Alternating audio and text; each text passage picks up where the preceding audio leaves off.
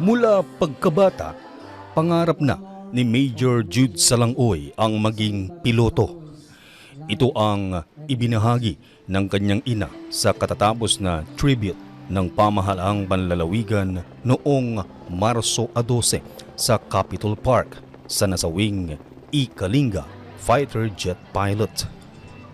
Ikinuwento ni Ginang Sylvia Salangoy na noong nasa kindergarten pa lamang si Jude ay pangarap na nito na maging piloto sa Philippine Air Force. Hindi kindergarten na talagang atay yung puso natin ang Kalinga Air Force. Iso nga, yung padaitan ni iso na ito uniform na during the graduation in the kindergarten tayo. So talaga nga, atay ito heart na kaya Kalinga piloto. Anya, naging pangarap nilang mag-asawa na maging isang mabuting leader ng bansa ang kanilang anak.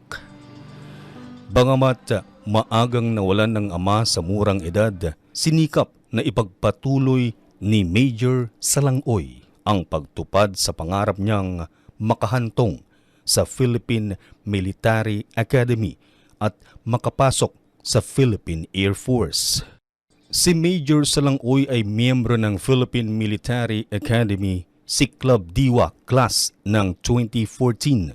Nagsilbi siya sa Philippine Air Force ng higit sa isang dekada, kung saan nagpakita siya ng katangi-tanging tapang sa pagtanggap ng mga critical na misyon sa kabuuan ng kanyang karera.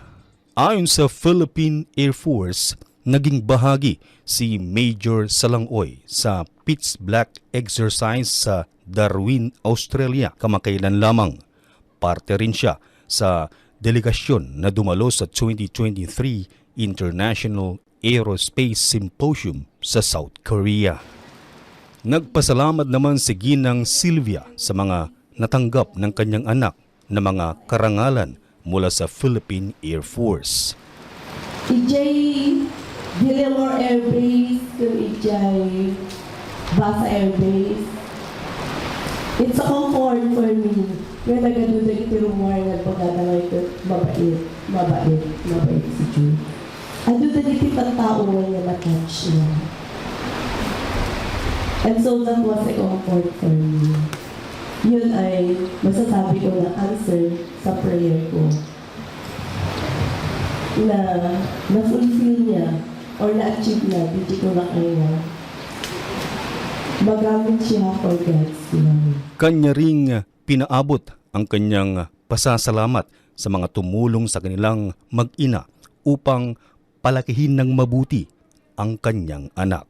So, I know, adun kanya yung tuwing naging part, bukas ano niya na-develop iso na, bukas ano nga napabuti iso na. As a mother, the situation ko na yan. Never nga nanood ko nga kinabang ni Jude.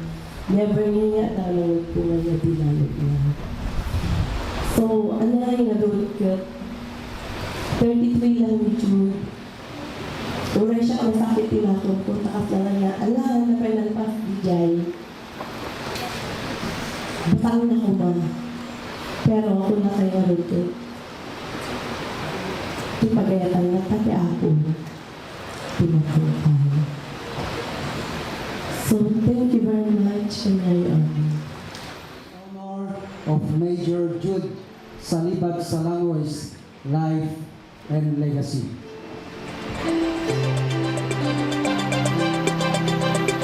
At yan ang balita para sa oras na ito. Ako po, si Reddy Redotan. Tabuk City! News Break!